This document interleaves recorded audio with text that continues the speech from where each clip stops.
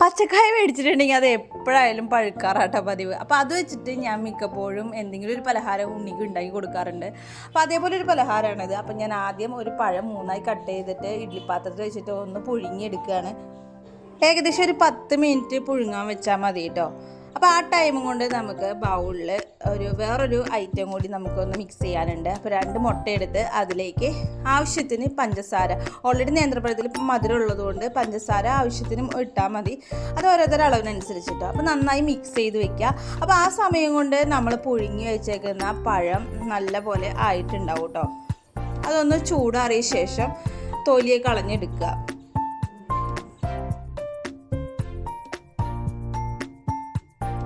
ഇനി ഈ ഒരു പഴം നല്ലപോലെ ഉടച്ചെടുക്കുക എന്നുള്ളതാണ് കേട്ടോ.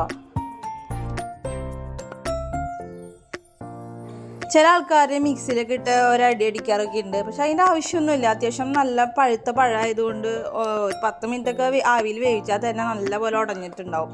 അപ്പോൾ ഒരു സ്പൂൺ വെച്ചിട്ട് തന്നെ ഒന്ന് അമർത്തി ചെയ്താൽ മതിയാവും. അപ്പോൾ ഈ ഒരു പരിവായി കഴിഞ്ഞാൽ ഇതിലേക്ക് കുറച്ച് ഗോതമ്പ് പൊടി ഇടാന്നുള്ളതാണ്. ചില ആൾക്കാർ മൈദ ഇടും. പക്ഷേ എനിക്ക് ഇത്തിരി കൂടി പ്രിഫറൻസ് തോന്നിയേക്കുന്നത് ഗോതമ്പ് പൊടി ഇടാനാണ് കേട്ടോ. അപ്പോൾ ആവശ്യത്തിന് ഗോതമ്പ് പൊടി ഇട്ടിട്ട് നല്ലപോലെ കുഴച്ച് വയ്ക്കുക കേട്ടോ. അപ്പോൾ അതേ ഈ ഒരു പരുവത്തിൽ ഞാൻ കുഴച്ച് വെച്ചിട്ടുണ്ട്. ഇനി അതിലേക്ക് വേണ്ട വേറൊരു മിക്സ് നമുക്ക് തയ്യാറാക്കണം. അപ്പോൾ അതിന് വേണ്ടിയിട്ട് ചീനച്ചട്ടിയിൽ നെയ്യ് ഒഴിച്ച് ഞാൻ തേങ്ങ ഒരു ബൗൾ എടുത്തിട്ടുണ്ട്. അത് ഇട്ടിട്ട് നല്ലപോലെ ഒന്ന് ചൂടാക്കുകയാണ്. വല്ലാതെ ബ്രൗൺ കളറൊന്നും ആവണ്ട കേട്ടോ. ഇനി അതിലേക്ക് നേരത്തെ നമ്മൾ മിക്സ് ചെയ്ത് വെച്ചിരുന്ന മുട്ടയുണ്ടല്ലോ, അതും കൂടി ഇട്ടിട്ട് നല്ലപോലെ അതിൽ ആ വെള്ളമൊക്കെ ഒന്ന് വറ്റിക്കുക കേട്ടോ. അപ്പോൾ പ്രത്യേകം ശ്രദ്ധിക്കണം, ലോ ഫ്ലെയിമിൽ തന്നെ ഇട്ടിട്ട് വേണം ഇളക്കിയെടുക്കാനായിട്ട്. ഇനി അതിലേക്ക് ആവശ്യത്തിന് ഏലക്കാപ്പൊടിയാണ് ഇടേണ്ടത്.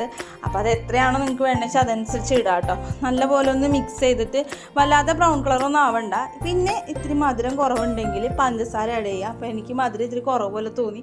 അപ്പോൾ അതുകൊണ്ട് ഞാൻ ഇത്തിരി പഞ്ചസാരയും കൂടി ആഡ് ചെയ്തിട്ടുണ്ട് കേട്ടോ. അത് വേണം നിർബന്ധമൊന്നുമില്ല.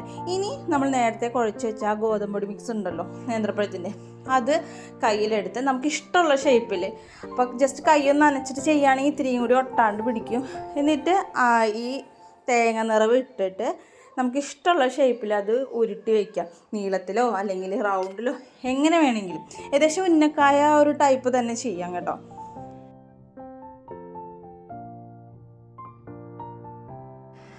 അപ്പോൾ ഈ ഒരു ഷേപ്പിലാണ് ഞാൻ ഉരുട്ടി വെച്ചേക്കുന്നത്. അപ്പോൾ കാണുമ്പോൾ ഭയങ്കര വലിപ്പമാണ്, ഉള്ളു വേവോ എന്നുള്ളൊക്കെ ഡൗട്ടൊക്കെ ഉണ്ടാവും. പക്ഷേ ഏകദേശം നല്ല പോലെ എല്ലാം വെന്ത സാധനമാണ്. ആകെ ഉള്ളത് ഗോതമ്പ് പൊടി മാത്രമാണ്. അപ്പോൾ അത്ര ടൈമൊന്നും വേണ്ട. അപ്പോൾ ഞാൻ ചീനച്ചട്ടിയിൽ ഓയിൽ ചൂടാക്കിയിട്ട് ഞാൻ ഓരോന്നിട്ട് പൊരിക്കുകയാണ് കേട്ടോ.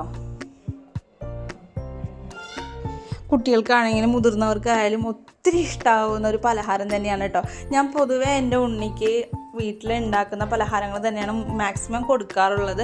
പുറത്തുനിന്ന് ബേക്കറിയിൽ നിന്നൊന്നും അധികം മേടിച്ച് കൊടുക്കാറില്ല. അത് നമ്മുടെ വീട്ടിലുണ്ടാക്കുന്ന ഇത്തിരി ടേസ്റ്റ് കുറവാണെങ്കിലും നല്ല ഹെൽത്തി ആയിരിക്കും. പക്ഷേ പുറമേ നിന്ന് വരുന്നത് എങ്ങനെയാണെന്ന് അറിയില്ല. അപ്പോൾ ഈ ഒരു ഫുഡ് എല്ലാവരും ഉണ്ടാക്കി നോക്കി അഭിപ്രായങ്ങളൊക്കെ അറിയിക്കണേ.